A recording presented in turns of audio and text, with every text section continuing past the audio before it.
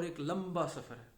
یہ پکنک کے جیسا بھی نہیں ہے کہ آج ہم اچھے والدین بن جاتے ہیں اور آج دل نہیں کر رہا تو آج چھوڑ دیتے ہیں۔ ایک اور ایک دو نہیں، اللہ تعالیٰ کی طرف سے اولاد کو ایک نعمت کے ساتھ ساتھ ایک ذمہ داری بھی سمجھتے ہیں۔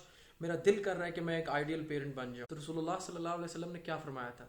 اللہ کی قسم اگر یہاں پہ میری بیٹی فاطمہ بھی ہوتی تو اس کے بھی ہاتھ کاٹ دیے جاتے۔ اصولوں پہ کمپرومائز نہیں کرتے کہ وہ خوش ہوتے ہیں، وہ خوش نظر آتے ہیں، اور اس سے ٹرسٹ بلڈنگ ہوتی ہے۔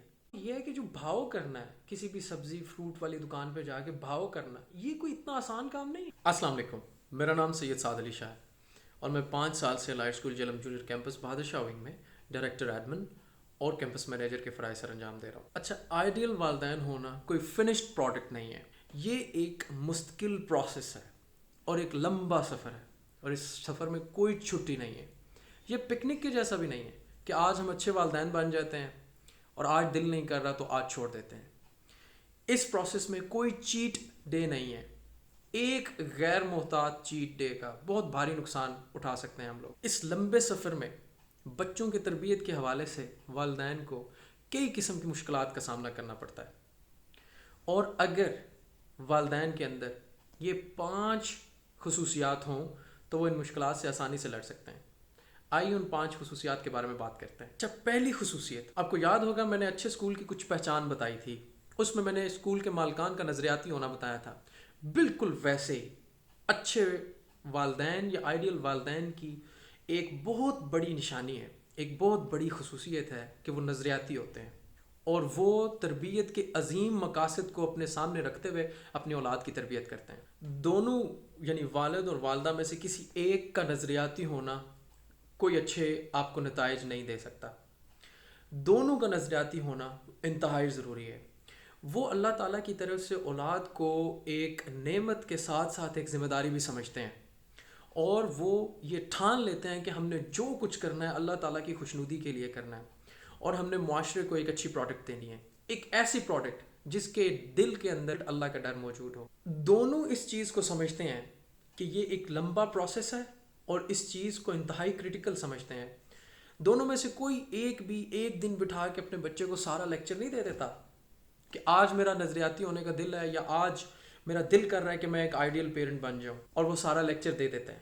ایسا نہیں ہے، بلکہ دونوں سائنرجی کے کانسیپٹ پہ چلتے ہیں اور 1 اور 1 11 کے کانسیپٹ کو لے کے چلتے ہیں، اور جب دونوں ایک ہی پیج پہ ہوتے ہیں تبھی ان کی اولاد ایک اچھی پروڈکٹ بن کے سامنے آتی ہے جو واقعی بڑھاپے میں ان کا ساتھ دیتی ہے۔ نظریاتی ہوتے ہیں، دوسرا وہ دین کے بنیادی ارکان جیسے نماز روزے کو انتہائی سنجیدگی سے لیتے ہیں، اللہ کے احکامات کو سنجیدگی سے لیتے ہیں، اور وہ وہی ٹرانسفر کرتے ہیں اپنی اولاد تک۔ تبھی تو ان کی اولاد ایک انتہائی خوبصورت چیز بن کے سامنے آتی ہے معاشرے پہ۔ آئیڈیل پیرنٹس کی دوسری بڑی خصوصیت یہ ہوتی ہے کہ وہ اپنی اولاد سے بے حد پیار کرتے ہیں، اور وہ تربیتی عمل میں پیار کو انتہائی بڑی جگہ دیتے ہیں، لیکن اس پیار میں کچھ لمٹس طے کرتے ہیں۔ اس کی مثال میں آپ کو رسول اللہ صلی اللہ علیہ وسلم کی زندگی سے دیتا ہوں۔ رسول اللہ صلی اللہ علیہ وسلم اپنی بیٹی فاطمہ سے کتنا پیار کرتے تھے۔ اتنا پیار کرنے کے باوجود یہ کہہ دیا کہ یہاں، یعنی وہ جب آپ کو یاد ہے قریش کی ایک بڑی عورت نے چوری کی تھی اور لوگوں نے کہا تھا اس کو چھوڑ دیں، اس کا حسب نسب بڑا ہے، تو رسول اللہ صلی اللہ علیہ وسلم نے کیا فرمایا تھا؟ اللہ کی قسم اگر یہاں پہ میری بیٹی فاطمہ بھی ہوتی تو اس کے بھی ہاتھ کاٹ دیے جاتے۔ اصولوں پہ کمپرومائز نہیں کرتے، پیار اپنی جگہ۔ ہم میں سے کوئی بھی کیا یہ سوچ سکتا ہے کہ ہم رسول اللہ صلی اللہ علیہ وسلم کے جتنا اپنی اولاد سے پیار کر سکتے ہیں؟ لیکن وہ ہم سب کو یہ سبق دے رہے ہیں کہ پیار کیجئے اور بے حد کیجئے، لیکن اس پیار کی کچھ لمٹس ہونی چاہیے۔ اس پیار کا اولاد ناجائز فائدہ نہ اٹھائے۔ جہاں پہ آپ کو لگے کہ وہ ناجائز فائدہ اٹھا رہی ہے یا اٹھانے کا خدشہ ہے، وہاں پہ آپ ان کو لمٹس دیں۔ اور اس مثال سے یہ بالکل واضح ہو جاتا ہے کہ آئیڈیل پیرنٹس پیرنٹنگ کے تربیتی عمل میں پیار کو بہت زیادہ جگہ دیتے ہیں، لیکن ان کی کچھ لمٹس ہوتی ہیں جن کو وہ کبھی بھی کمپرومائز نہیں کرتے۔ تیسری بڑی خصوصیت آئیڈیل پیرنٹس کی وہ یہ ہے کہ وہ ہمیشہ خوش اور مطمئن رہتے ہیں، وہ اللہ کی رضا میں راضی رہتے ہیں۔ اس کی اہمیت کا اندازہ آپ کو رسول اللہ صلی اللہ علیہ وسلم کی زندگی سے ہی دوبارہ ملے گا. کیا رسول اللہ صلی اللہ علیہ وسلم کی زندگی میں کوئی پریشانی کوئی مشکل نہیں تھی؟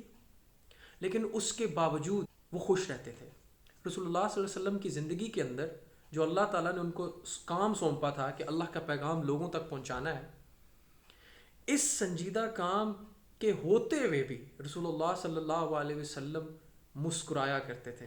اور ایک صحابی نے فرمایا کہ میں نے رسول اللہ صلی اللہ علیہ وسلم سے زیادہ مسکراتے ہوئے کسی کو نہیں دیکھا. آپ اندازہ کریں اتنی بڑی ذمہ داری ہوتی ہے، لیکن اس کے باوجود ان کی زندگی میں اطمینان، کانٹینٹ، اور وہ مطمئن اور خوش نظر آتے ہیں.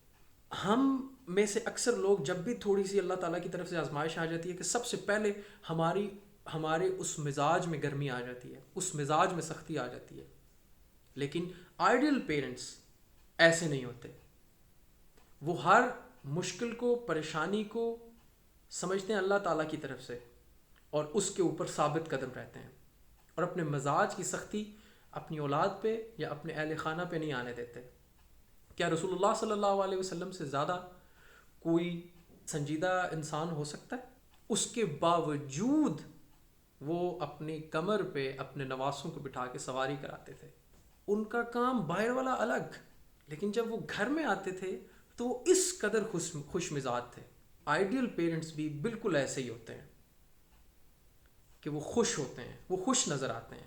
اور اگر آپ نے اس چیز کا اندازہ لگانا ہے تو آپ کوئی بھی ایسا گھرانہ لیجئے جہاں کہ آپ کو ایسا فیل آتا ہو کہ ان کے والدین بڑے خوش ہیں، ان کی اولاد انتہائی کریٹیو اور کانفیڈنٹ ہوگی. ایک کیس سٹڈی کے طور پہ اس کو لے لیجئے اور آزما لیجئے. فل آف لائف ہوتا ہے. دیکھیں، اس کا یہ قطعی مطلب نہیں ہے کہ آپ پریشان نہیں ہوں گے پریشانیاں آئیں گی، مشکلات آئیں گی، لیکن میں یہ کہہ رہا ہوں کہ مشکلات کی جو سختی ہے اس کو آپ اپنے مزاج پہ مت لے کے آئیں. مشکل ہے، لیکن آئیڈیل پیرنٹس اس چیز کو سمجھتے ہیں اور کم سے کم اپنی زندگی کی پریشانیاں یا زندگی میں آنے والی سختیوں کا مزاج کے اوپر فرق پڑنے دیتے ہیں. آئیڈیل پیرنٹس کی چوتھی بڑی خصوصیت یا خوبی وہ یہ ہوتی ہے کہ وہ جھوٹ کو تربیتی عمل کا سب سے بڑا دشمن سمجھتے ہیں اور جھوٹ کو زہر قاتل سمجھتے ہیں. وہ مذاق میں بھی اپنے بچوں سے جھوٹ نہیں بولتے اور چھوٹے سے چھوٹا وعدہ بھی پورا کرتے ہیں. اس کی اہمیت کا اندازہ آپ کو اس سے ہوگا کہ ایک دفعہ ایک صحابی نے فرمایا کہ میں جب چھوٹا تھا تو میری والدہ نے مجھے اپنی طرف بلایا اور کہا کہ ادھر آئیں، میں آپ کو کچھ دیتی ہوں. تو اس وقت اس سارے واقعے کے دوران رسول اللہ صلی اللہ علیہ وسلم وہیں پہ تشریف فرما تھے. انہوں نے میری والدہ سے، یعنی صحابی کی والدہ سے پوچھا کہ کیا آپ واقعی ارادہ رکھتی ہیں اس کو کچھ دینے کا؟ تو انہوں نے کہا ہاں، میں نے اس کو کھجور کی نیت سے اپنی طرف بلایا ہے. تو رسول اللہ صلی اللہ علیہ وسلم نے فرمایا خبردار، اگر تم نے واقعی اس چیز کا ارادہ رکھا ہے تو ٹھیک ہے، لیکن اگر تم نے اس چیز کا ارادہ نہیں رکھا کہ تم نے اس کو کوئی چیز دینی تھی تو تمہارے اوپر جھوٹ کا گناہ لکھ دیا جاتا. آپ سوچیں، ہم نارمل زندگی میں بچوں کو بھلانے پھسلانے کے لیے کتنے جھوٹ بول دیتے ہیں، اور اکثر اوقات ہم ان میں سے کیے گئے وعدے فلفل نہیں کرتے. یعنی وہ جھوٹے وعدے ہوتے ہیں، وہ جھوٹ بن جاتے ہیں. لیکن آئیڈیل پیرنٹس اس چیز کا انتہائی خیال رکھتے ہیں. وہ مذاق میں بھی اپنے بچوں سے جھوٹ نہیں بولتے، اور اگر وہ کوئی وعدہ کرتے ہیں تو اس کو پورا کرتے ہیں. اس سے ٹرسٹ بلڈنگ ہوتی ہے. بچے اپنے والدین کے اوپر ٹرسٹ کرنے لگ پڑتے ہیں کہ میرا والد یا میری والدہ میرے سے کبھی جھوٹ نہیں بولتا.